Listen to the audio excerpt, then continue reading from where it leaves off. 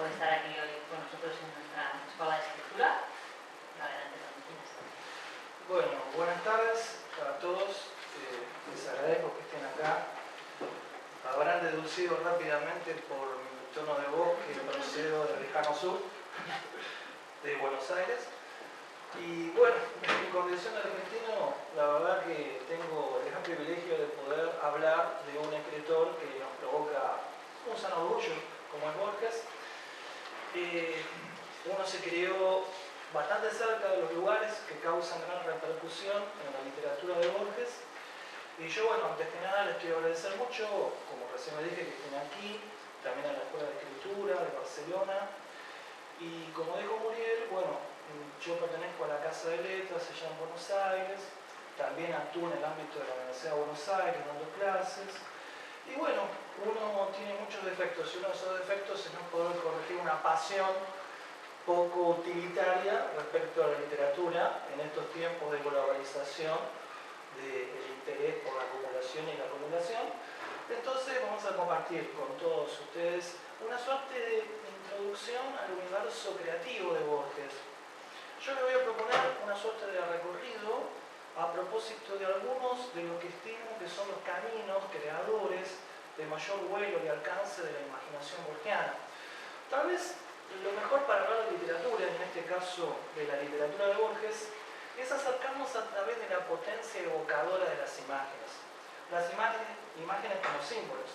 Y de hecho, una de las imágenes más poderosas en Borges es que se imaginen la relación del escritor con el universo. Borges es un escritor cuya literatura se abre al asombro frente al universo. Y esto se plasma en una de sus ficciones fundamentales, que es la Biblioteca de Babel. Ustedes saben seguramente que hay dos volúmenes de cuentos, ficciones, que son fundamentales en Borges, que es ficciones precisamente y el arte. Dentro de ficciones se pueden encontrar con la Biblioteca de Babel. Y la Biblioteca de Babel es el ejercicio imaginativo de convertir al universo en un acto de escritura. La escritura no se limita al texto creado por los hombres. El universo mismo es un libro, es un texto escrito, es una biblioteca. Y esto habla de una de las actitudes de Borges creador. Con su imaginación modifica el mundo que conocemos. El universo no es el frío espacio que separa las galaxias, sino que el universo se convierte en una biblioteca infinita. Otra imagen simbólica, fundamental en Borges, que nutre o guía su pluma creadora, es la imagen del laberinto. El laberinto para Borges siempre tuvo el significado de ser un símbolo que le recuerda al hombre su condición pequeña, su condición de ser un ser finito, limitado, dentro de un universo cuyo misterio no comprende. Saberse dentro de un laberinto es saberse en una realidad incomprensible, donde nunca podemos sentir que podemos hacer un mapa de esa vida que siempre se nos escapa. Sentirse prisionero en la vida que no se comprende. Es un poco el efecto de sentirse dentro de un laberinto.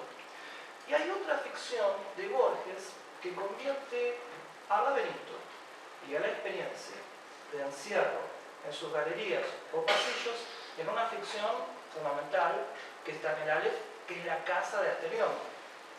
Borges reinterpreta el mito clásico que todos conocemos del laberinto de Creta, del Minotauro que vive en su centro, pero la recreación que hace Borges respecto a la historia del laberinto de Minos, del Minotauro, consiste en que el Minotauro no es un ser monstruoso, un ser caracterizado por un instinto destructivo, salvaje. Por el contrario, el Minotauro de Borges es una suerte de filósofo estoico, alguien que filosofa sobre el sentido de la vida, sobre el sentido del universo.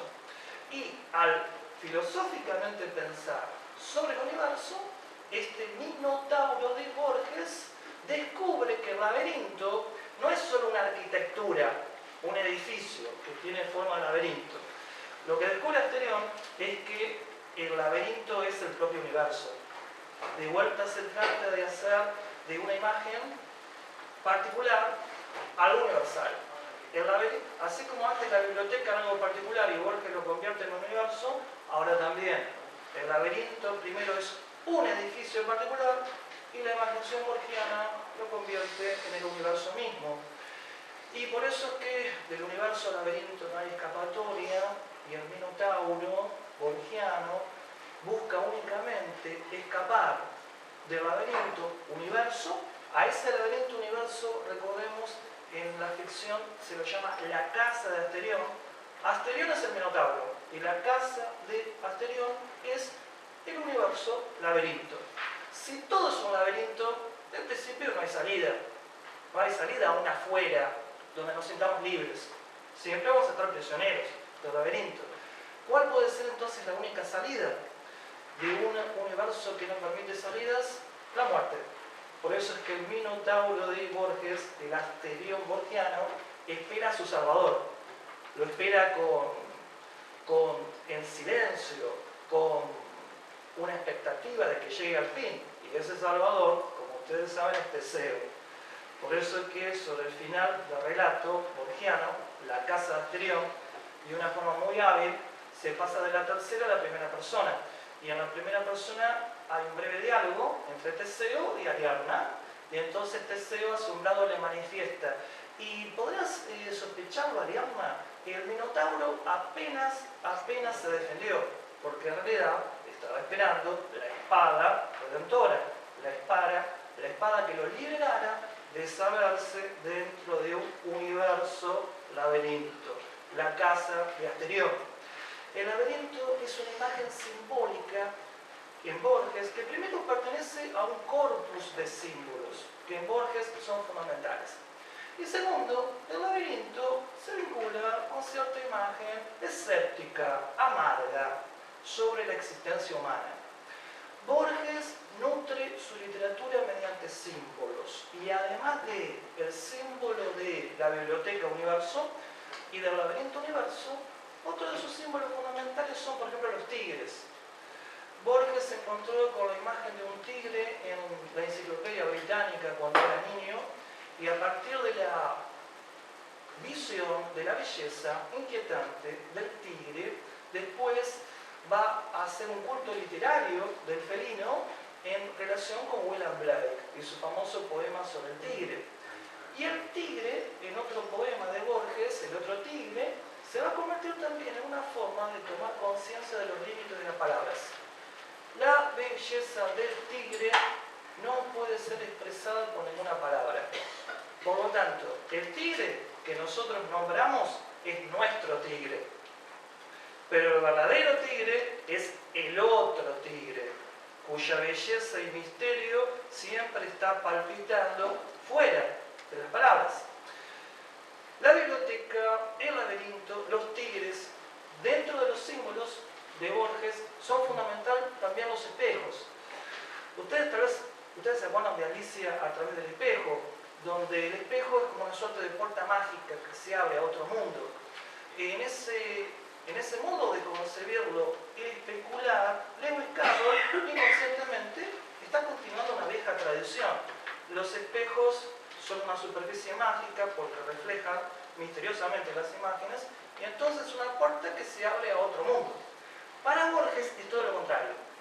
Los espejos no son una liberación mágica hacia otra realidad. Por el contrario, el significado del espejo también viene de las experiencias infantiles de Borges, donde al verse reflejado en un espejo, siente que el reflejo de sí mismo en el espejo le demuestra que uno puede ser tan falso como el reflejo. Es decir, que lo que creemos que es la realidad puede ser un engaño, como lo que se refleja en el espejo. El espejo es un símbolo en Borges que alimenta un sentimiento de irrealidad, como que todo podría ser un reflejo, un fantasma, un espectro, un sueño.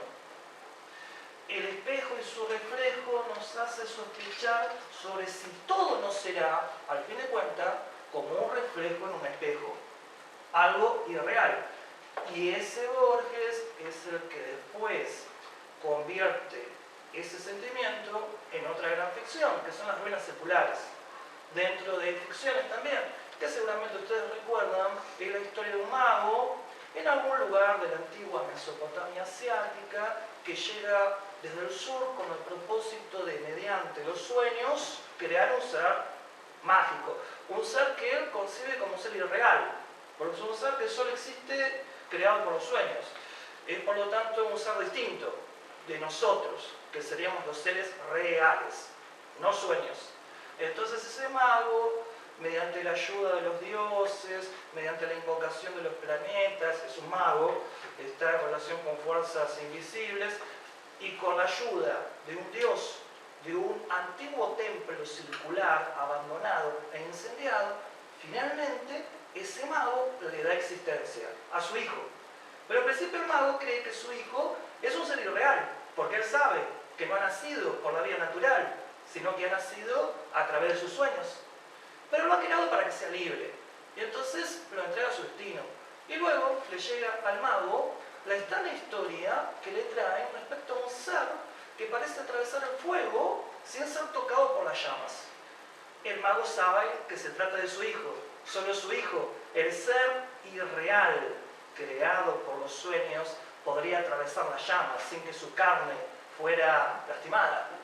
Lo va a buscar para protegerlo y en esa búsqueda es sorprendido por un incendio concéntrico que viene sobre su persona y lo envuelve. Y cuando ya no puede escapar del humo y las llamas, cuando éstas lo atraviesan, ¿qué es lo que descubre el mago?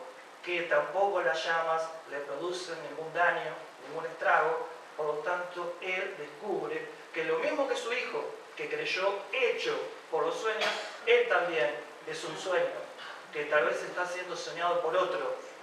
Y ese otro tal vez esté siendo soñado por otro, y así infinitamente. Los espejos en Borges nos llevan a la sospecha de que tal vez todo es un sueño e irreal como reflejo en un espejo. Y otro símbolo que es fundamental en Borges es las espadas. Acá les comento un matiz de Borges que muchas veces la crítica tal vez no destaca en su debida manera. Borges siempre tuvo nostalgia de un destino guerrero. Él se sabía solo creado para el mundo intangible de la poesía, del espíritu, pero hubiera preferido sostener una espada en el campo de batalla o dirigir tal vez un ataque de caballería. Claro, tenía una imagen, si ustedes quieren, romántica de la vida guerrera, de la vida épica. ¿De dónde le venía esto? En parte de su familia. El abuelo de Borges, por la vía paterna, se llamaba Francisco Borges y fue un general del ejército argentino que en 1874, por cuestiones que no podemos meternos ahora en la historia argentina, estuvo en un bando enfrentado contra el gobierno, digamos contra lo oficial, lo que debe ser.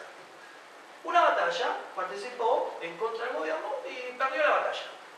Y cuando pierde la batalla, ¿cuál era la posibilidad que tenía? Rendirse. Pero eligió no rendirse por el deshonor y prefirió morir. Y se lanzó a la carga contra soldados enemigos armados con las Remington, que eran de tiros implacables. Bueno, su pecho recibió esas balas y a las pocas horas muere. En ese acto de muerte épica, muerte con honor. Y la nostalgia de la épica en el mundo moderno, frío, calculador, es otro de los pliegues fundamentales en Borges. Esa nostalgia por la épica le viene de su abuelo, le viene de sus parientes y le viene de un estudio literario también, como no podía ser de otra forma, ¿no? Le viene de su interés ya juvenil por la literatura escandinava, por la poesía de los poetas de Islandia que le cantaban al valor guerrero. Y tal vez, este es un tema discutible, yo se los comento, ustedes seguramente habrán leído ya El Sur. Borges decía que El Sur, que también está dentro de ficciones, es el mejor de sus cuentos. El Sur es un relato, esto es una opinión solo, que creo que refleja esa pasión de Borges por la épica, que se simboliza en las espadas. En muchos momentos de su poesía las espadas. Las espadas que hablan de un brillo ya desaparecido. La espada que ahora muere en una vitrina y que antes recibía el reflejo del sol en medio de la sangre, el grito y el combate.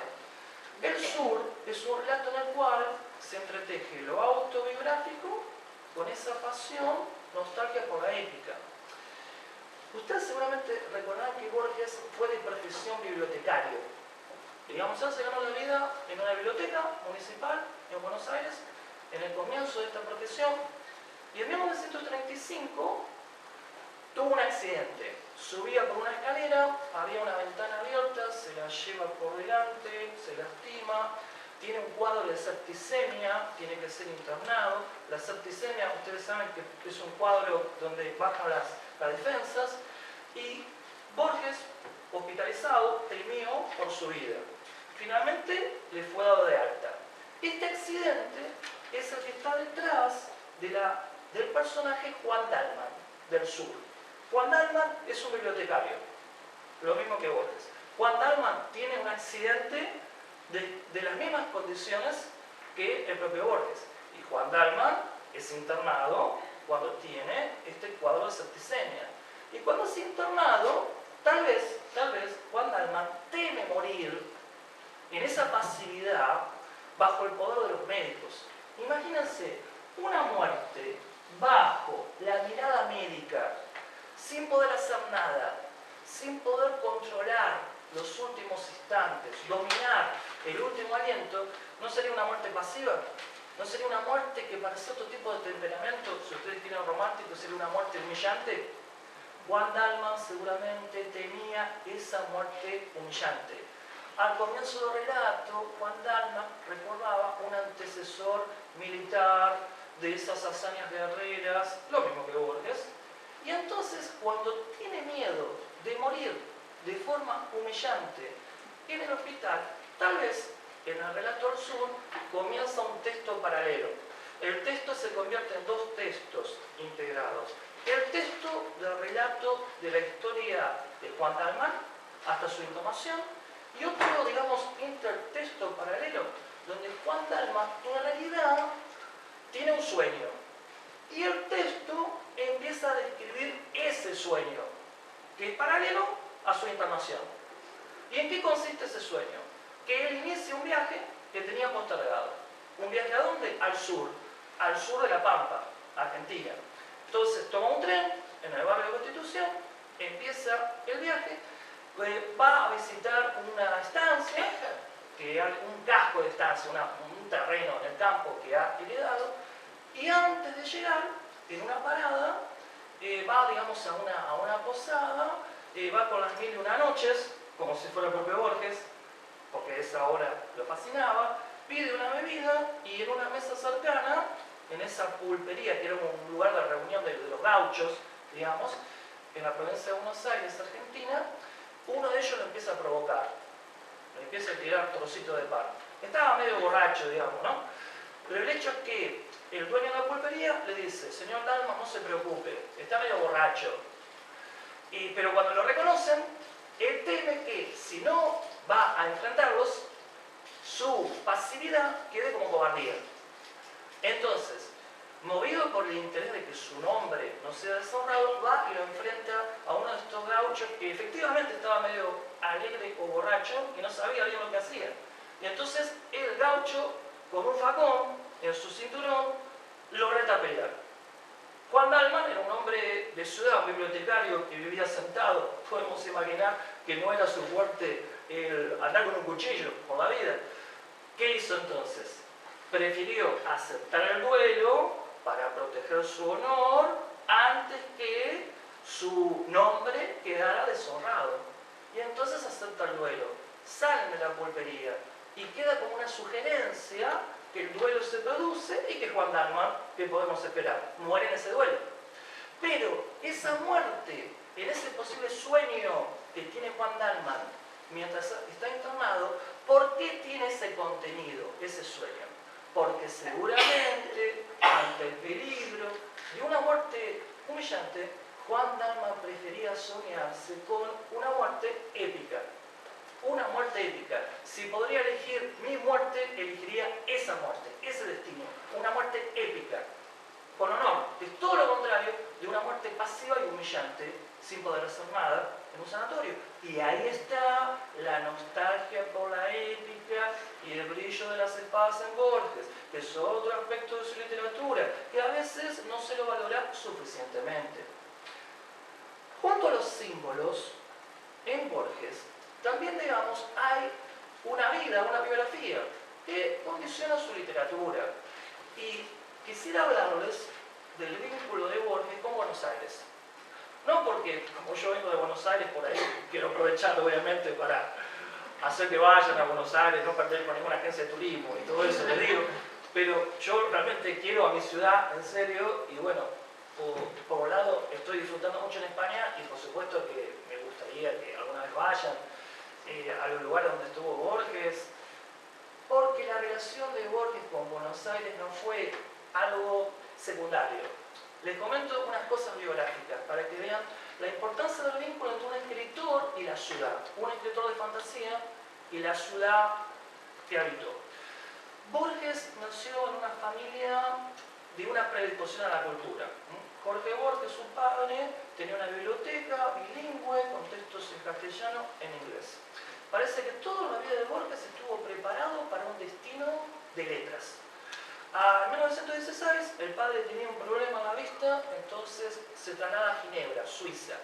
Permanece más o menos 5 años el joven Borges, ahí estudia francés en Ginebra, se encuentra en alemán con la obra de Schopenhauer, después vuelve por España, va por Sevilla, se encuentra con los ultraístas encabezados por el sevillano Rafael Casino Assens, queda muy impresionado Borges por Assens, porque era alguien que podía recibir el nacimiento del sol en 19 idiomas.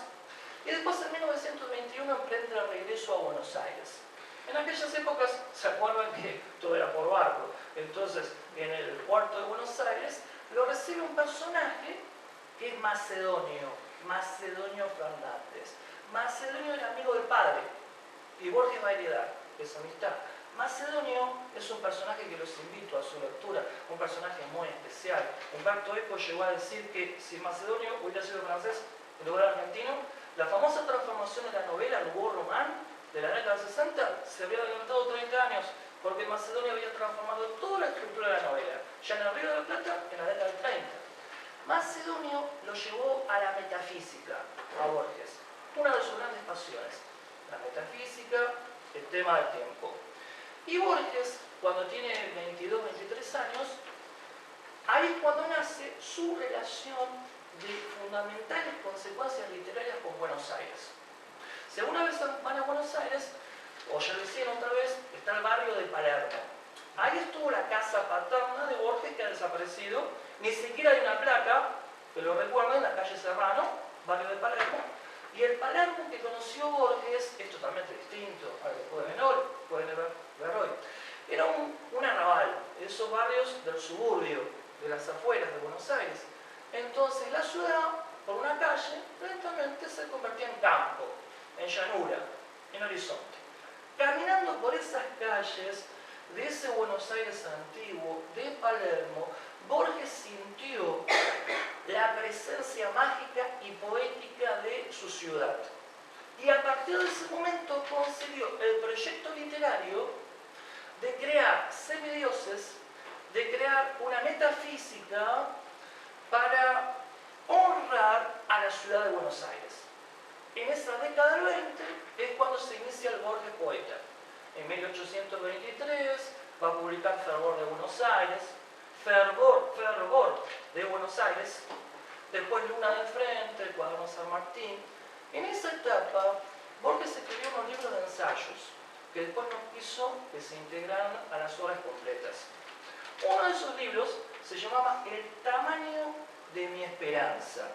¿Cuál era su esperanza? El proyecto literario que fuera una mitología de la ciudad de Buenos Aires. Y toda mitología, ustedes saben, tiene que tener dioses o semidioses. ¿Cuáles fueron los personajes de Buenos Aires que Borges eligió para que se convirtieran en los semidioses de esa mitología? Los compadritos. Los compadritos eran unos personajes que vestían de negro, que vivían en los arrabales, y Palermo era un arrabal, el Palermo de Borges, y los compadritos eran personas violentas, dadas al encuentro entre cuchilleros. Eran cuchilleros, como se les decía, los compadritos. Orilleros también se les decía. Y ahí es donde nace otro aspecto de Borges, que es el culto del coraje de aquellos compadritos que no se arredraban ante el miedo a la muerte y que iban a enfrentarse cara a cara con el otro. Dentro de esos compadritos va a surgir un personaje que Borges repite en muchos momentos de su obra, que es Juan Muraña. Era un compadrito que existió, pero Borges idealizó a personajes que en el fondo eran personajes de mala vida.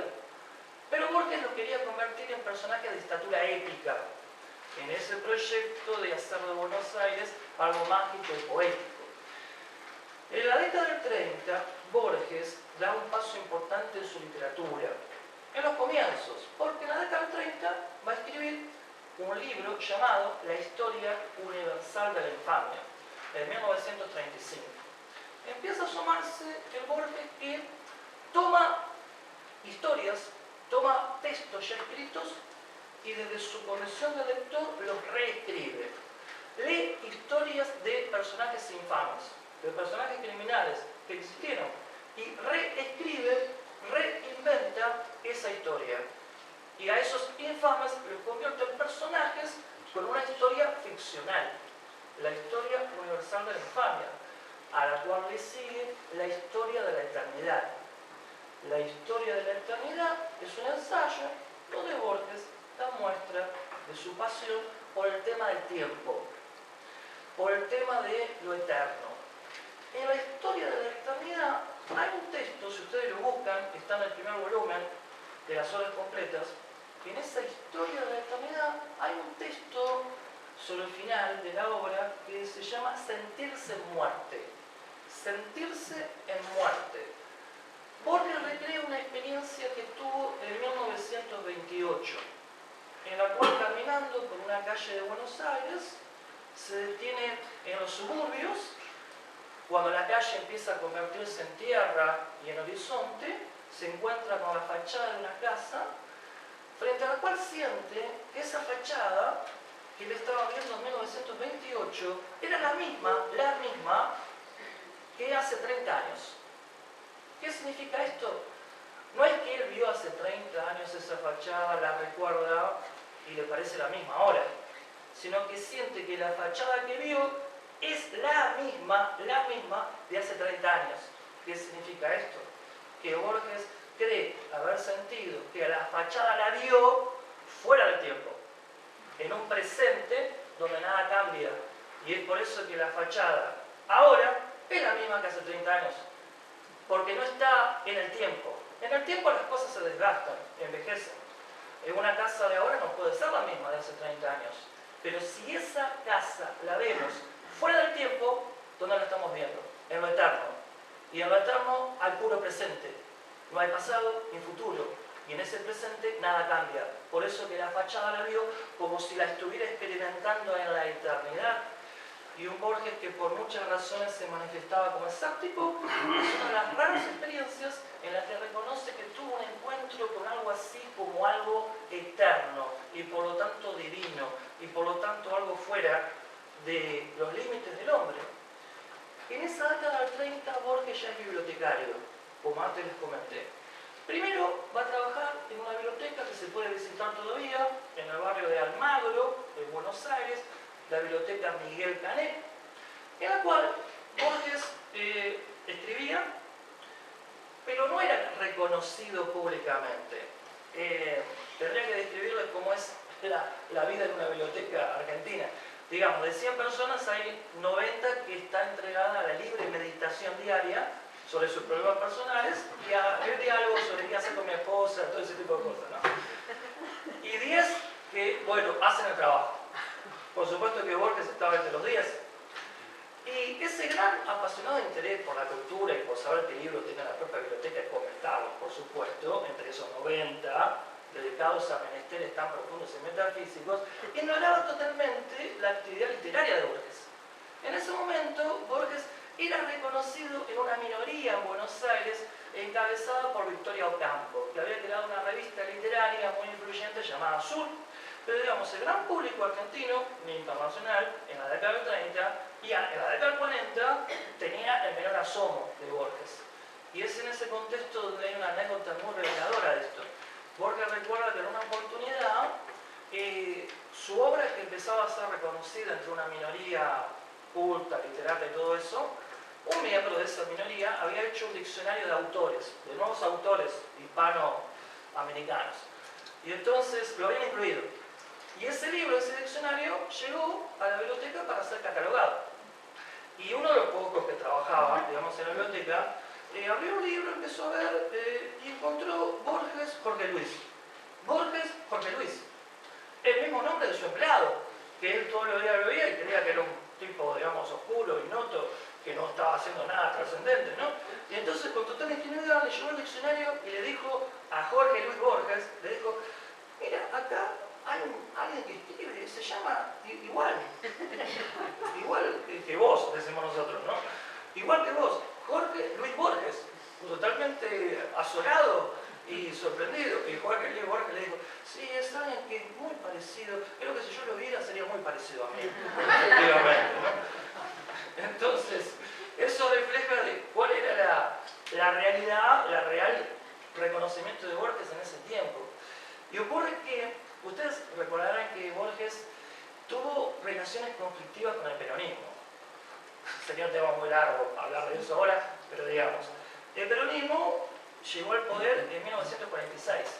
Borges era empleado municipal de la biblioteca Miguel Canelli.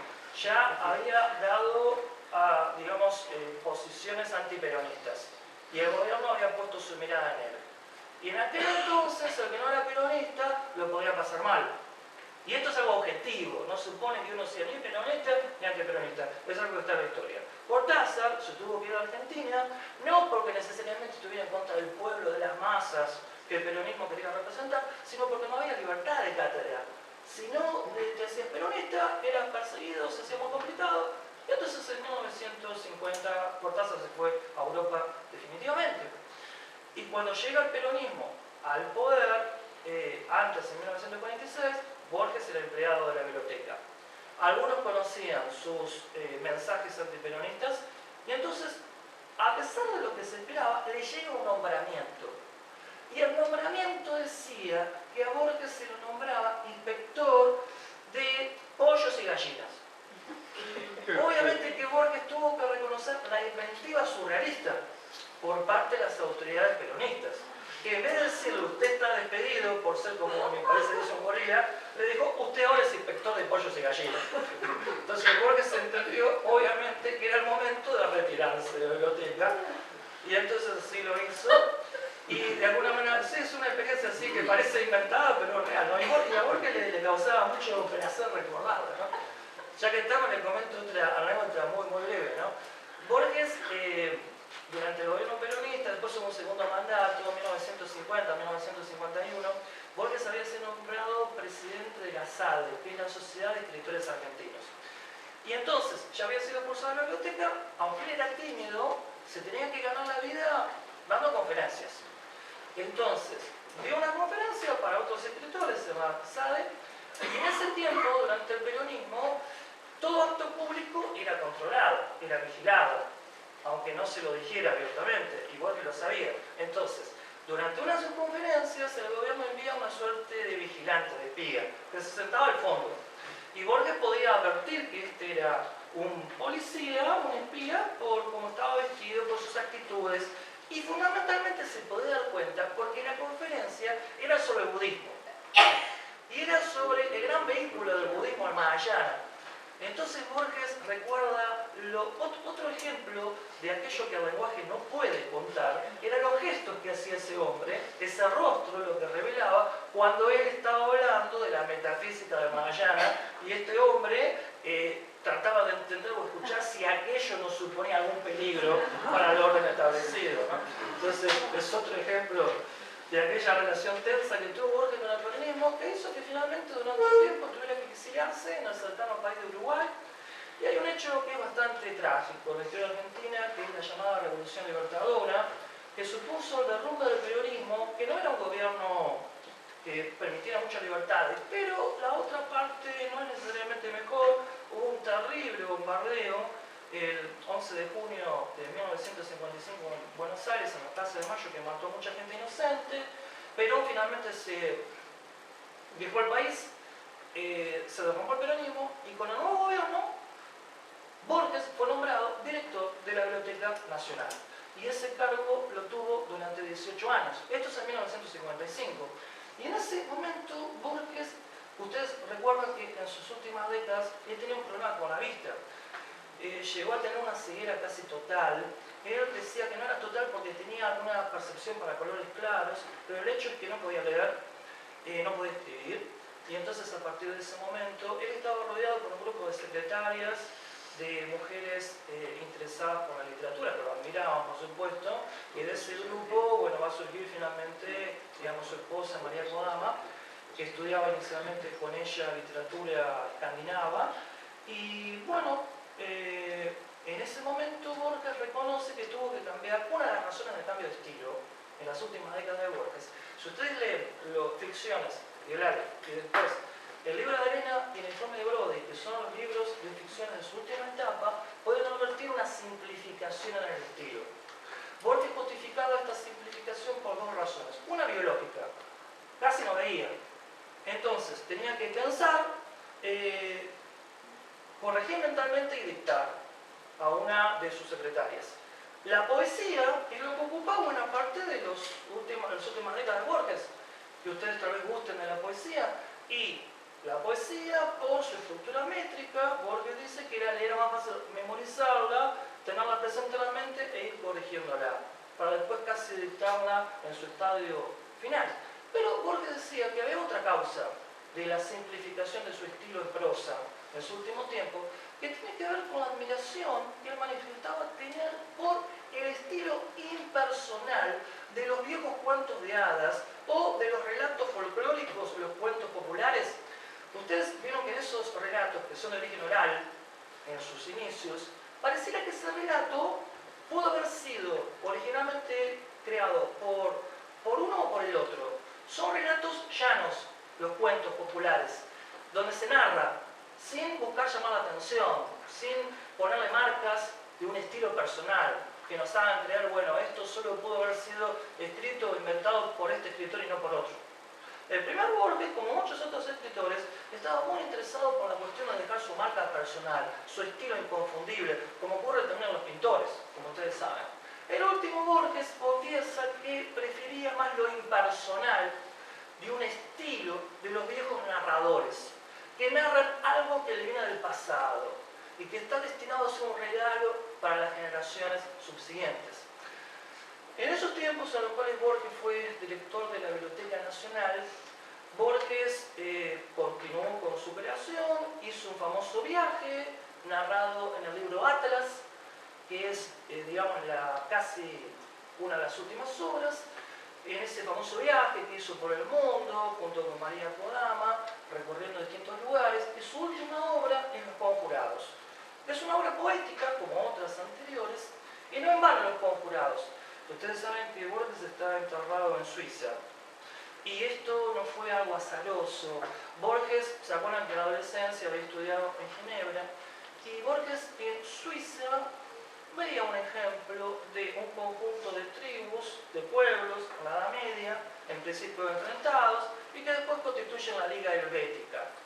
Eran los conjurados contra el sentimiento nacionalista de separación, y que optaron por conjurarse contra ese sentimiento y unirse, superando sus diferencias.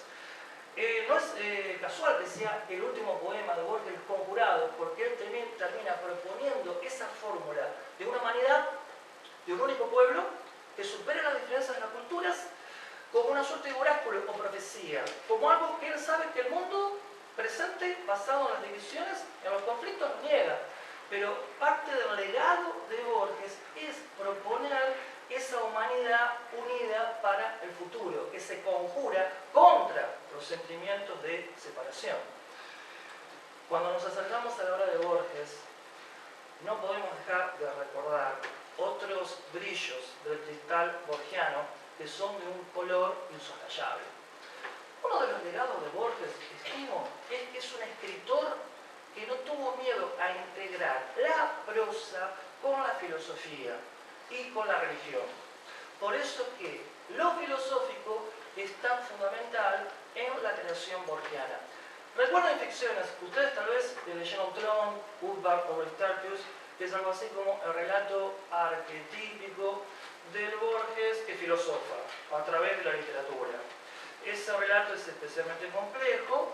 Ese relato testimonia una lectura que Borges hizo desde joven de Schopenhauer, de Berkeley, de Platón, de Nietzsche, de Hume, de Spinoza. La filosofía en la literatura borgiana es un estímulo para abrirse al universal. Borges intentó unir lo particular de su condición argentino con lo cosmopolita y con lo universal. Estimo, opino, es una actitud que vale ser pensada para apreciar si estimula o no en cada uno de ustedes la posibilidad de otro tipo de perspectiva o no. Es decir, no ver solo lo inmediato de la propia cultura, sino que pensar la niñez, mi sociedad, mi país, pero en una proyección universal. Por eso que Borges hacía de los gauchos, o de los héroes homéricos, o de los héroes de las sagas escandinavas, los convertía en personajes de idéntica importancia en la transmisión de un valor épico. Lo propio, el propio país y lo universal son parte de una misma trama. Y el interés por lo universal en Borges en parte viene por la filosofía. Y dentro de la filosofía está el gran interés por el tiempo. Todos los autores de literatura fantástica, en mayor o menor medida, juegan con sacarnos del tiempo conocido, del tiempo de todos los días, del tiempo convencional. Ustedes saben, uno de los poderes de la imaginación es hacernos sospechar otra posible realidad, otro tipo de mundo, no encerrarnos en el mundo que ya conocemos. Y en ese sentido, Borges es un fiel exponente de la literatura fantástica, que por la imaginación busca recuperar otros posibles tiempos. Tal vez la realidad no es exactamente lo que vemos, o lo que vemos es solo una parte de la realidad. Tal vez hay otra realidad que se nos escapa en la vida cotidiana, no es directamente visible. ¿Cómo se la puede recuperar entonces? Por la imaginación. Y la fuerza de la imaginación borgiana para recuperar otro tipo de tiempo se muestra en el jardín de senderos que se bifurcan, en ficciones, que también es uno de los relatos más poderosos de Borges. Si ustedes recuerdan, Borges inventa una historia bastante particular de un espía de origen chino al servicio de Alemania en la Segunda Guerra Mundial, que tenía una misión en Inglaterra, quería transmitirle al mando alemán la ubicación de una ciudad, algo para que fuera bombardeada. Pero todo esto es una excusa, porque en realidad lo que Borges quiere es dar cuenta de el encuentro de un chino, de alguien de origen chino, aunque fuera espía alemán, con un occidental especializado en la cultura china, un sinólogo, Stephen Albert. Y este Stephen Albert, estudioso de la cultura china, conoce la historia del antepasado de este curioso espía chino-germano que lo visita en las afueras de Londres. Estamos en un terreno de literatura fantástica. Ustedes tienen que conocer, no se tiene que ajustar a lo comprobable, digamos, ¿no? Y entonces Stephen Albert, cuando lo recibe, era como que estaba esperando su visita, le dice, bueno, yo le puedo revelar un gran misterio de su antepasado. ¿Quién era su antepasado? Era un rey de China, Sui Pen, que era muy misterioso ese rey en la historia china, porque tenía todo el poder y un día decidió renunciar para irse a un pabellón de la límpida soledad, para estar tranquilo y escribir una novela y crear un jardín. Y cuando muere se encuentra que lo único que deja es un conjunto de papeles desordenados. ¿Dónde está la novela? ¿Dónde está el jardín? Queda el enigma, el misterio. Y después de muchas centurias, este occidental inglés le revela al descendiente chino de ese rey en qué consiste el enigma. El enigma consiste en que en realidad la novela la escribió su antepasado, pero la novela no es un relato lineal, con un inicio, desarrollo y final, la unidad aristotélica del relato, no es el relato lineal. sino que es un relato, una novela, en la cual ocurre un hecho y ese hecho luego se repite, pero de otra forma en un tiempo paralelo. Por ejemplo, ahora todos acá nosotros estamos tranquilos en este ámbito y este mismo hecho en un tiempo paralelo que está ocurriendo ahora, en un tiempo paralelo, no estamos acá tranquilos. Cada uno está en su mundo, está revisando los libros.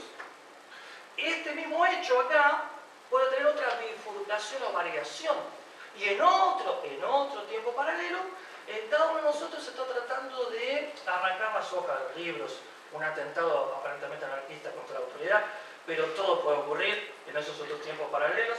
Y pueden imaginarse todas las variaciones de este hecho en este tiempo. Nosotros creemos que el único tiempo es este tiempo. Pero ¿qué ocurre si este tiempo es solo un camino, una línea, un sendero de muchos otros tiempos que están ocurriendo paralelamente? Bueno, Sui Pen entonces escribió una novela porque la novela consiste en que cada hecho no es una historia lineal, sino que cada hecho se detiene, se narra un hecho y se detiene para después dar lugar a las variaciones, las bifurcaciones de ese hecho en los otros tiempos paralelos. Ahí está la novela. Y segundo, esto de que nuestro tiempo lineal no es el único verdadero, sino que hay otros tiempos paralelos, supone que el tiempo es como una estructura laberíntica, es como un jardín de senderos que se bifurcan. Entonces, detrás de las apariencias, Sui Pen sí escribió su novela y sí creó su jardín, solo que tiene que ver con la intuición distinta del tiempo. Sui Pen, como Borges, como otros filósofos o literatos, intuye que el tiempo no es solo el que vivimos cotidianamente, el tiempo lineal de pasado, presente y futuro. Tal vez el tiempo sea ilimitado. Junto a este camino de tiempo, tal vez existan paralelamente ilimitados, infinitos, otros senderos de tiempo. La imaginación puede concebir esto. Y ustedes saben que esto Borges lo había escrito a comienzos de la década del 40. Y les comento que Volodya Terrewan, que fue presidente del Partido Comunista Chileno, tiene una biografía bastante interesante sobre Borges. Y Volodya tenía un hermano que era físico cuántico, que no tenía intereses literarios, que no había leído a Borges. Bueno, entonces hizo como una suerte de experimento, le hizo leer el relato, diciéndole que fue escrito en la década del 40, y le preguntó si esa estructura de decir que este tiempo tiene otros tiempos paralelos, fíjense que es como decir, este tiempo habla de nuestro mundo, y junto a nuestro mundo existen otros tiempos paralelos que se bifurcan, que suponen otros mundos. Entonces, le hizo leer a su hermano este relato y él le ratificó que curiosamente el escritor Borges era como que estaba anticipando esa idea hoy casi popular de la física cuántica de los universos paralelos, como dando a entender que dentro de la especulación matemática de este tipo de física está la posibilidad, aunque sea especulativo conjetural, de que el tiempo es un tiempo de mundos paralelos y no lo que nosotros creemos que es el tiempo. La filosofía de Borges es fundamental alimento de la escritura, no es lo opuesto, no es otro campo. Y fíjense, la literatura de Borges tuvo también la actitud de alimentarse de la religión. Ustedes saben que son temas muy complejos, pero por supuesto que voy a tratar de describirles cómo se relacionó Borges con la religión, de qué forma. Por un lado, Borges tenía gran interés por ciertas religiones. Tal vez la religión que más le interesó fue el budismo. Para perseguir ese vínculo borgiano con el budismo, qué mejor que una obra del propio Borges, escrita en 1976, que están las obras completas en colaboración con Alicia Jurado, que se llama ¿Qué es el budismo? El propio Borges es una introducción literaria, mitológica y filosófica al budismo. Borges también se alimentó de la Kabbalah, o la Cábala judía, del sufismo, que es la mística persa, la mística islámica, más exactamente. Se alimentó de otra religión que indirectamente estas novelas de bestseller que hablan de los cátaros, los templarios, ¿se acuerdan del Código Da Vinci?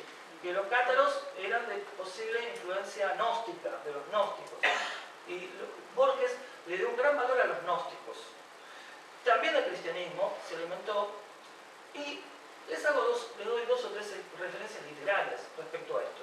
En el primer volumen de ensayos, que se llama Discusión, hay un ensayo que se llama, un pequeño ensayo, que se llama Una vindicación, le hace una defensa, del falso Basílides. Basílides era un teólogo gnóstico. Y en Trón hay una curiosa frase que dice: los espejos y la cópula son abominables.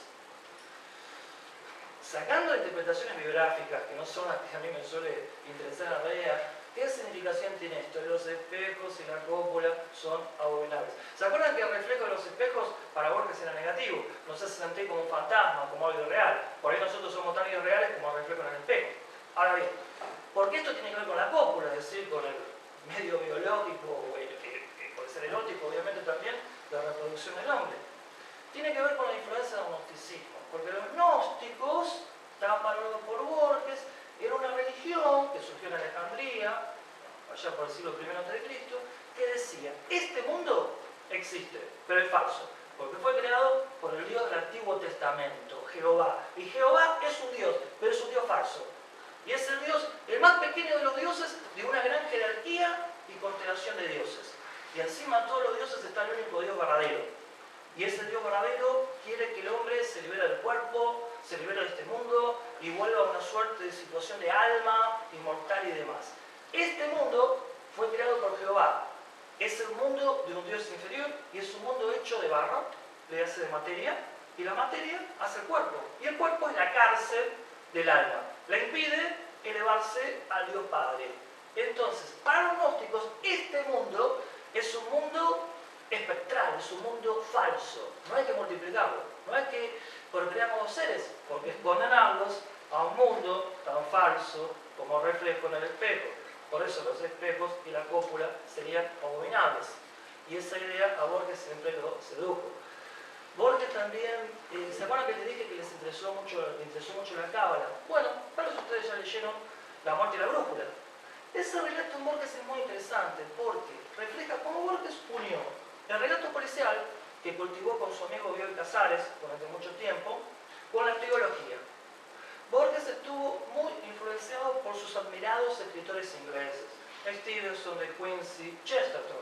Y Chesterton, ustedes se acuerdan que es el padre Brown, de la saga del padre Brown, ese detective, teólogo, el relato de la Cruz Azul, y ahí se une teología con lo policial. Y Borges repite ese modelo en La muerte y la brújula. Hay un detective llamado Lonrod que sospecha que para resolver una sucesión de 3 crímenes no tiene que recurrir a los criterios convencionales, que esos 3 crímenes son señales de un criminal que busca dar un mensaje religioso para ser descubierto. ¿Cuál es el mensaje? Es un mensaje cabalístico. Hay 3 crímenes y, digamos, simplificando ahora, vamos a recrear toda la trama que tiene sus sutilezas. Lonrod deduce que los crímenes se iniciaron con el crimen de un rabino. Entonces empieza a deducir que tal vez esos crímenes son señales de algo que hay que comprender a través de la cábala judía. Entonces finalmente relaciona 4 crímenes con el tetragramatón, las 4 letras para hablar o simbolizar el nombre impronunciable de Dios para los cabalistas. Y así resuelve el caso. Y otra religión que en Borges tiene gran efecto, como antes dijimos, es los teólogos. En ese cuento Borges manifiesta otra idea que es muy cara a él. Borges toma del budismo la sospecha respecto al yo. ¿Qué significa esto? Él habla de que hay un solo yo que es la humanidad. Nosotros creemos que somos un yo distinto de los otros, separados, mejores, muchas veces nos creemos, o inferiores. Todo eso es una ilusión, la ilusión del yo. Detrás de todos nosotros hay un solo ser y somos como máscaras de ese único ser. Una de las cosas que refleja esa idea de procedencia oriental es los teólogos. En los teólogos estamos en la Edad Media. La Iglesia persigue herejías. Y hay 2 teólogos que buscan refutar herejías. Y uno de ellos es Aureliano, el otro es Juan de Panonia. Y ocurre que Aureliano hace una compleja refutación de una herejía que creían en el tiempo del eterno retorno. los herejes de la rueda, de la serpiente. Ustedes saben que, bueno, para el cristianismo, como para nosotros, el tiempo es una línea, nada se repite, nada vuelve. Entonces había que refutar esos herejes. Y la refutación de Aureliano era muy compleja, con muchas fuentes. La de Juan de Panonia era minimalista, era escueta, aguda y contundente. Y comparándola íntimamente, su refutación con la de Juan de Panonia, Aureliano sintió humillación intelectual. Sintió que la otra refutación era mucho mejor y sintió envidia. Y esa envidia hizo que buscara algún tipo de revancha, aunque sea inconscientemente.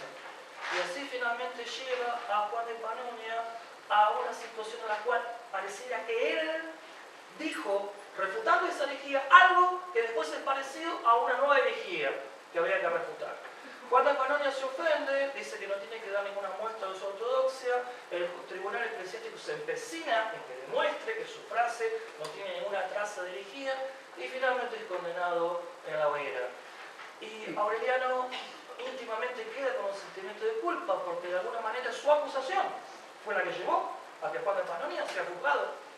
Y finalmente Aureliano llega a un bosque, el destino hace que surja el fuego de los árboles y ese fuego llega hacia su cuerpo y él siente cierto consuelo porque siente que ese fuego viene a redimirlo, a liberarlo de ese sentimiento de culpa. Entonces murió Juan de Panonia, muere después Aureliano y después ocurre que Aureliano está en el cielo y entonces está próximo a Dios y ocurre que Aureliano le quiere hablar a Dios.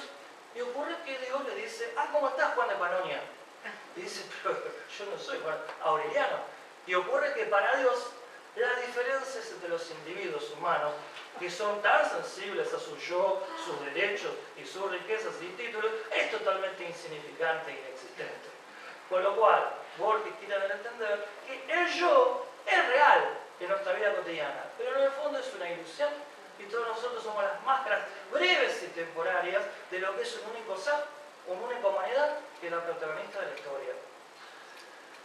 ¿Sigo? Bueno, vamos a aprovecharlo para tratar de recordar otra faceta de Borges, que yo entiendo que es fundamental, lo que pregunté más o menos. Uno está acostumbrado a dejarse llevar por los largos alientos, pero, digamos, la cuestión es que después ustedes puedan participar también. Yo creo que también es oportuno que recordemos otra dimensión en Borges, porque hablamos que Borges se alimenta por la religión, su lectura, su interés por las creencias de ciertas religiones, pero en particular, hay un aspecto de la vida religiosa que tiene consecuencias literarias, estimo, opino, de alto alcance. Y esto creo que es más o menos indiscutible, porque Borges fue muy sensible a la cuestión de la experiencia mística. La experiencia mística sería algo así como la cima, el punto más alto de la vida religiosa. La experiencia mística, Borges la entendía, como hay que entenderla, en realidad, es un estado en el cual el hombre se olvida de sí mismo. Se olvida de quién es. Y en ese olvido se convierte en alguien distinto. Al olvidarse del propio ser, cuando alguien se olvida a sí mismo, ¿en qué se convierte? Se convierte en la divinidad. Y eso es la unión mística. Es un instante, es como un segundo, en el cual el hombre cree, yo se lo describo, después cada uno tiene su propia postura sobre si esto es imaginario o es una experiencia posible, real del hombre. Eso está en la interpretación de cada uno. Según el místico, en un instante excepcional, se olvida de sí mismo y de forma breve se siente unido con la divinidad. Es como si fuera Dios mismo. Esa experiencia es lo que mueve grandes ficciones de Borges. Por ejemplo, la escritura del Dios, que está en el Aleph, y también el Aleph, también la prosa homónima. La escritura del Dios es un ejemplo de cómo Borges escéptico, Borges por un lado era un libre pensador. En sus ensayos se manifiesta agnóstico. Es decir, no niega la existencia de un orden divino, pero afirma que no se le puede conocer ni demostrar. Agnóstico, lo contrario del ateísmo. Borges insistía en que somos prisioneros del lenguaje y sus límites. Las palabras humanas no nos permiten conocer qué sea la vida o qué sea el mundo. Lo que sea la vida es algo que se lo puede vivir, tal vez en parte con sensaciones, pero no con las palabras. Las palabras son limitadas. Para que vean este aspecto de Borges, hay una pequeña prosa, Una flor amarilla, donde Borges toma a un personaje real, a un poeta italiano, Gian Battista Marino, del barroco, del siglo XVII, y imagina a Marino en su momento de muerte, cuando se está cercano a morir, en su lecho de muerte, y cerca de su lecho hay una mesa, hay una jarra y hay una flor amarilla. Entonces, al ver la flor amarilla y sabiéndose que está cerca de su muerte, tiene una suerte de revelación. Siente por primera vez que realmente ve la presencia de esa flor. Por primera vez ve la flor. Él antes le había cantado a la flor, pero lo había hecho a partir de los versos más o menos elevados sobre la belleza de la flor. Cuando está cercano a morir, siente que por primera vez ve la flor y siente que la belleza de la flor no puede ser expresada por las palabras. Y entonces descubre que todos sus libros de poesía, en un anaquel de la biblioteca, no es un espejo del mundo, no es un espejo, la palabra no es algo que refleje como un espejo lo que son las cosas. Por el contrario, siente ahora, cercano a morir, que sus libros de poesía son una cosa más agregada al mundo. El lenguaje no dice lo que es la vida, por lo tanto tampoco puede decir lo que sea Dios si es que hay Dios. No puede decir lo que es el misterio último de las cosas. Las palabras construyen mundos. Y nuestros mundos, hechos por palabras, no son necesariamente lo que son las cosas, lo que es la vida.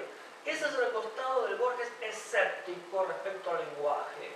Somos prisioneros del lenguaje, vivimos dentro de ellas y las palabras no nos garantizan decir la verdad.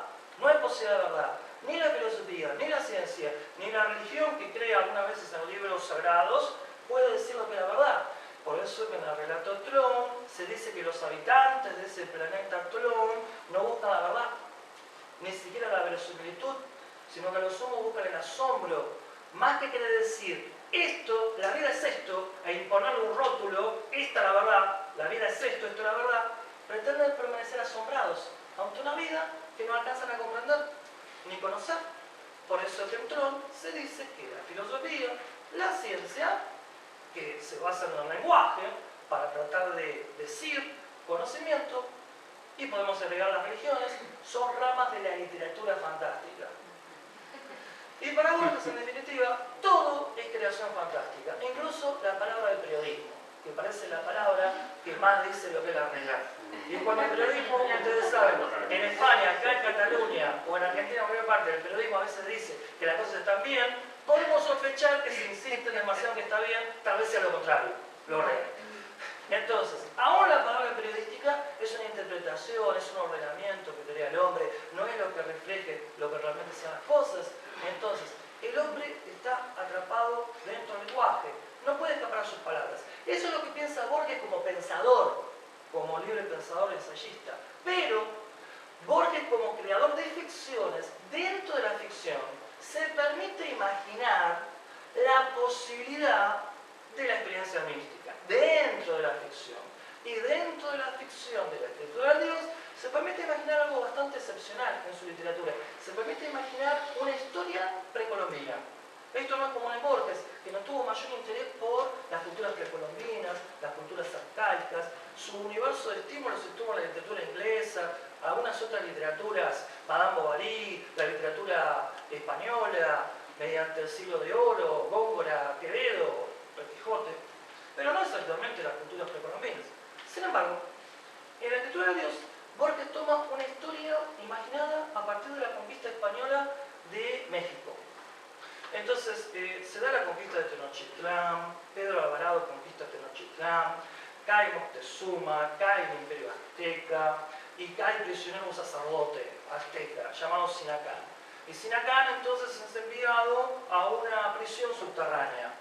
Y solo una vez por día se abre una compuerta en lo alto para bajarle una magra ración de comida y en ese instante se cuela un exiguo rayo de luz que le permite ver que contigua a su prisión o a su celda hay otra celda, separada por barrotes.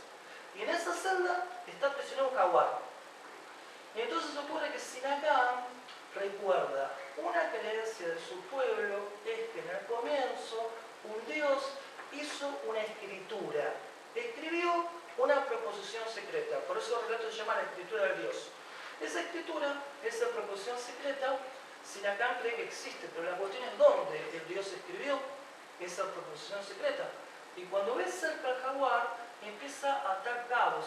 El jaguar, de hecho, es un animal sagrado para los pueblos del centro de América, porque el jaguar, ustedes saben, es cazador, tiene hábitos nocturnos, y la noche, para estos pueblos, en la oscuridad, es una puerta que se abre al mundo de los muertos, a más allá. Entonces el jaguar es un mensajero del mundo invisible, y entonces Sinacán deduce, tal vez el Dios escribió su escritura secreta en la piel del jaguar. Y entonces llega una búsqueda intensa, y antes de la revelación, Sinacán cae en un sueño. Sueña. En ese sueño, se sueña en una prisión de vuelta, en una celda, y que del techo empieza a caer arena, y que la arena empieza a crecer, y que amenaza con taparlo todo, y por lo tanto con asfixiarlo, con matarlo dentro del sueño. Y antes de que esto ocurra, antes de ahogarse por la arena, se despierta. Pero cuando se despierta, no se despierta al llamado mundo real, se despierta en otro sueño. Y en ese sueño se repite la misma escena. De vuelta está en la prisión, la arena empieza a subir y está amenazado por morir asfixiado. Y finalmente entiende Sinacán que la única manera de liberarse del sueño que lleva a otro sueño, una regresión infinita de sueños, es a partir de decirse, convencerse de que está soñando. Y cuando usa la voluntad de esa forma, sale del sueño. Vuelve a su prisión real. Y en ese momento ve la escritura secreta en el jaguar, en el felino, el tigre. Y ve entonces que es una proposición de 14 palabras y que le bastaría pronunciarla, le bastaría decirla para ser inmortal, para tener el poder mágico de destruir la invasión española y hundir su puñal en el odiado pecho de Pedro Alvarado. Lo movía en principio el odio, la necesidad de venganza. Y por otro lado, detrás de todo ese sentimiento había un Sinacán que se consideraba distinto, diferente, una víctima del español. Cuando tiene la revelación, tiene una visión y ve algo así como una gran rueda, y esa rueda gira, y en esa rueda es una imagen de todo lo que hay, y todo lo que hay, o todo lo que existe en esa rueda, está ligado por hilos. Y ve que su vida está ligada, está unida por un hilo con la de Pedro Alvarado, dentro de esa rueda. ¿Qué es lo que descubre? Que detrás de las apariencias, todos pertenecemos a una misma trama. Más allá de nuestro odio, más allá de nuestras revanchas o egoísmos, todos pertenecemos a una misma trama, a una misma realidad, a una misma fuente de vida. Y cuando Sinacán descubre eso, se libera de su odio y se libera de lo que era su visión personal de las cosas. Y en el último momento trata de ver el mundo, ver la vida desde la mirada del universo hacia el hombre. Y no del hombre que es pequeño, que siempre tiene intereses personales, hacia el universo. Y de esa forma Sinacán se olvida de Pedro Alvarado, se olvida de la necesidad de odio y se contenta con haber contemplado el universo y haberse sentido unido con él, aunque sea por un instante. Entonces ahí está la unión mística como lo que marca el desenlace del relato de la escritura de Dios. Y a la salida de la escritura de Dios, el Aleph es uno de los relatos más esenciales de Borges. En ese relato, Borges actúa como autor ficcional, como narrador ficcional, y al final de ese relato que usted lo debe tener presente, Borges juega con la idea de que desciende a un sótano en la calle Garay, barrio de Constitución, en Buenos Aires, y en la oscuridad, en un peldaño de la escalera, ve un pequeño punto que gira una pequeña esfera, y en esa pequeña esfera se puede ver todas las cosas que existen desde todos los ángulos al mismo tiempo. De vuelta, dentro de la ficción, dentro de la libertad imaginativa de la ficción, Borges juega a ser Dios. Borges juega una mirada que no es humana, porque ser un Dios podría ver todas las cosas desde todos los ángulos de forma simultánea, al mismo tiempo. Aunque es jugar a ser Dios dentro de la propia ficción, Borges finalmente reconoce que aunque esa experiencia, según él, fue real, pudo ver todo simultáneamente, desde todos los lugares, aunque sea esa experiencia real y excepcional, él súbitamente empieza a olvidarla, como diciendo que todo en el hombre está destinado al olvido. Es una forma de recordarle al hombre que, aunque se pudiera encontrar con algo divino, ese recuerdo también está destinado a convertirse en olvido y en pasado. Y ahí vuelve el escepticismo, borgiano, el escepticismo del hombre, Borges, digamos, por la puerta trasera de la ficción y su libertad. Y lo último que quisiera decirles, o en este momento de mi exposición como tal, yo creo que tal vez el legado borgiano se lo puede pensar en varias circunstancias para que nos lleve finalmente a un último relato, porque quisiera leerles algo de Borges, digamos, por el fin de cuentas me parece que eso es lo central en la evocación del escritor, no solo mis limitadas palabras. Yo opino, y esto es solo una opinión que puede ser totalmente falible y limitada, que tal vez parte del legado de Borges es, por un lado, un primer aspecto es la apertura a la vida como una presencia universal misteriosa, fuera de las palabras. Porque la palabra humana, ni siquiera el verbo del poeta, alcanza a poder aprender. La salida a una vida vasta y enigmática. Segundo, opino, que parte del legado literario, creativo de Borges es una actitud de resituar lo conocido, lo inmediato, mi propia vida, en mi ciudad, en mi país, en un contexto más vasto, en un contexto universal. Un tercer aspecto del legado de Borges, y creo que esto es propio de todos los grandes escritores de la literatura fantástica, es un tipo de juego de la escritura ficcional que va socavando, que va destruyendo los límites, la separación entre lo que llamamos real y lo fantástico. Muchos relatos borgianos nos hacen dudar sobre si esto es real o si no es simplemente una creación fantástica o un sueño. Un cuarto aspecto del legado de Borges creo que es la nostalgia por la épica. Ese Borges vinculado con la recuperación de lo épico, que antes hablamos por la Espada y por su abuelo Francisco Borges. Un quinto aspecto de su legado que entiendo que es el amor por la lectura, de los clásicos, pero no como si fueran autores de un pasado tibio o empolvado, sino como si tuvieran una potencia y un vértigo en lo actual. Hablar con los autores clásicos como si fueran autores del presente. Así era como Borges leía el Quijote, leía el Milton, el Paraíso Perdido, o la Eneida de Virgilio, o incluso el Ulises de Joyce, que él confiesa que no lo leyó completamente, que también es un clásico, moderno, digamos, y después de eso, si quieren, podemos hablar, pero también lo leía como un clásico, como si fuera un diálogo entre contemporáneos, en una suerte de eterno presente de todos los grandes clásicos son como parte de una familia de lecturas vivas y actuales. Y un sexto aspecto creo que es la unión de lo policial con lo teológico. Ahí está La muerte y la brújula, que se había comentado, creo que es una parte significativa del legado de Borges. Un séptimo aspecto es algo que también dijimos, un tipo de escritura literaria que se abre gozosamente al influjo de la filosofía y de la religión. Y tal vez en este muy breve y limitado breve radiografía del legado borgiano, creo que un octavo aspecto es el legado de la sensibilidad ante una sabiduría desinteresada. La sabiduría desinteresada, tal vez el verdadero sabio, es alguien que actúa de forma desinteresada, es decir, que no usa su sabiduría como una forma de control, de poder sobre los otros, sino que por el contrario, usa su sabiduría para liberar indirectamente a los otros, para que sigan su propio camino. Y hay una prosa que es un ejemplo de esto, y con esto quisiera terminar, que seguramente ya la conocen, lo habrán leído, está en la memoria de Shakespeare, que es La rosa de Paracelso. ¿Se acuerdan de esa historia? Hay un joven que quiere aprender el secreto de cómo hacer la piedra filosofal.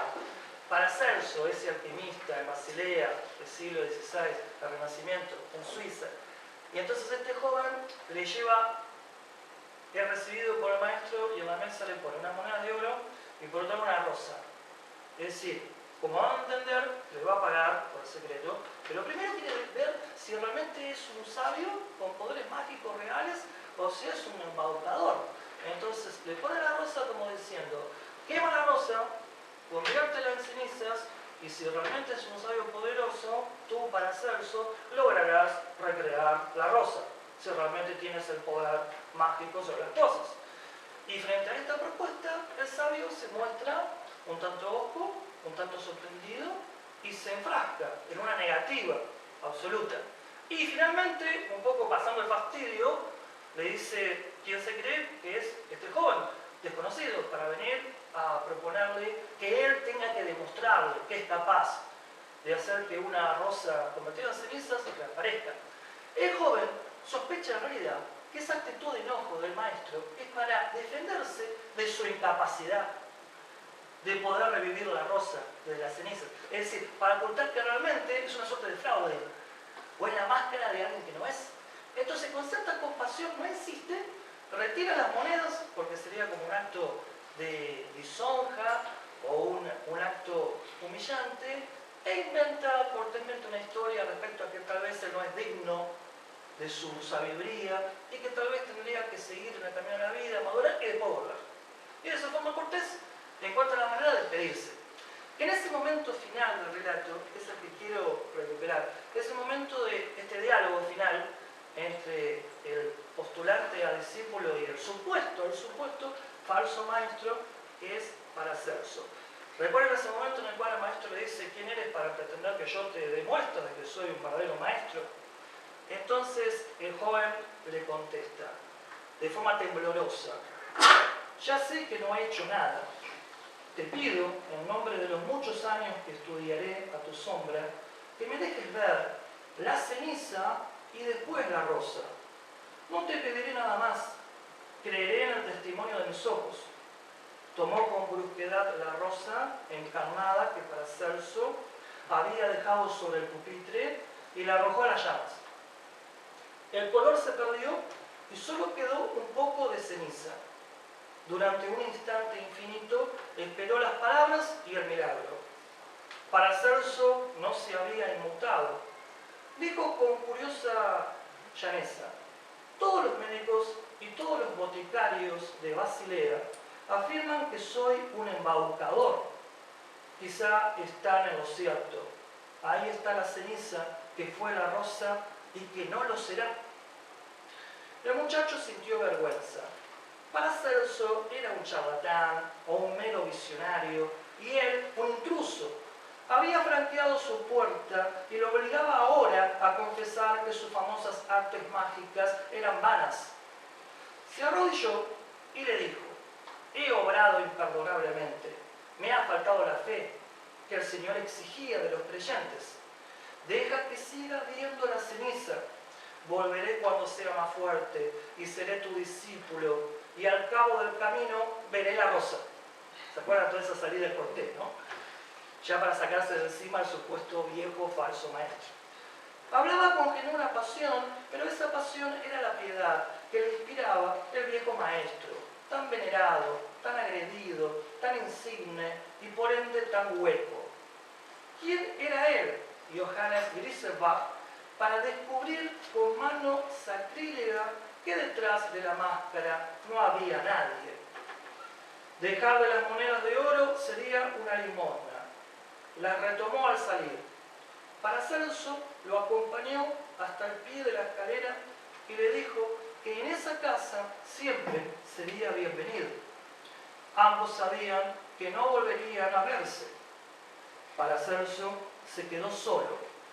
Antes de apagar la lámpara y de sentarse en el fatigado sillón, volcó el tenue puñado de ceniza en la mano cóncava y dijo una palabra en voz baja. La rosa resurgió.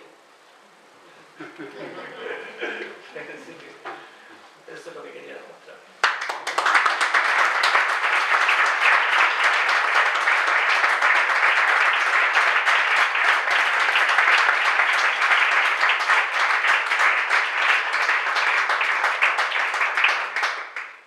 Gracias. ¿Ya preguntas?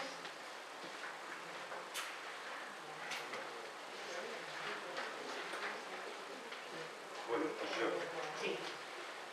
A mí me ha evocado una historia, un dato histórico, del sufí, un monje sufí, del siglo XI, de finales del siglo XI, que por lo visto dejó todas sus propiedades y se fue y dejó su familia incluso en búsqueda de esta unión, digamos, con Dios, esta línea, digamos, del mundo islámico de aquellos años.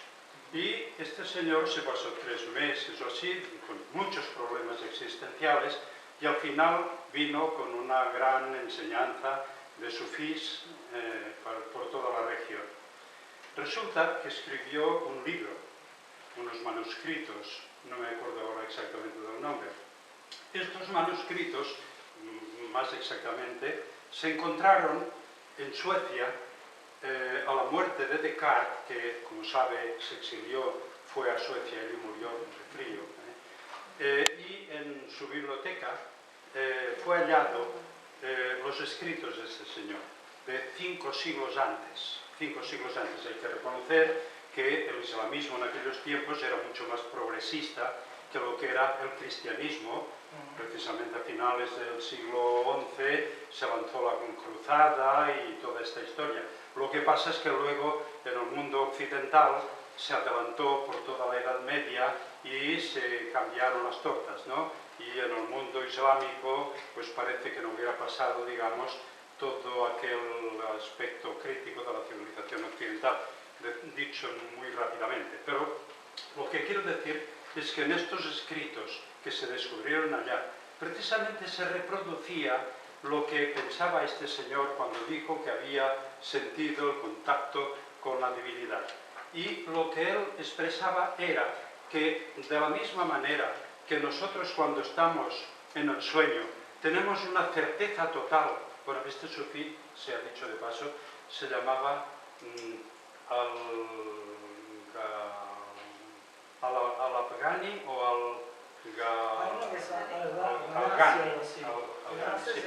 Sí, entonces resulta que decía que igual que en los sueños tenemos la seguridad de que todo aquello que vemos en sueños es verdad y no nos preguntamos nada en absoluto y de repente al despertar nos damos cuenta de que todo aquello era irreal.